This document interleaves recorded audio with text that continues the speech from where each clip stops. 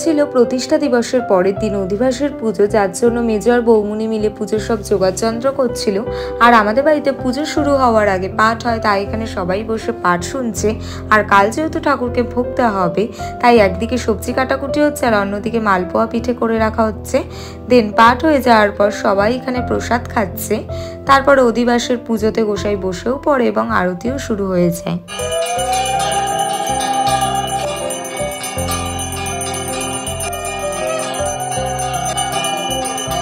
পুজো হয়ে যাওয়ার পর ঠাকুর নমস্কার করে নিই। তারপর এখানে মেজো আর দিদিভাই মিলে প্রসাদ বাড়ছে। দেন আমরা সবাই মিলে একসাথে প্রসাদ খেলাম।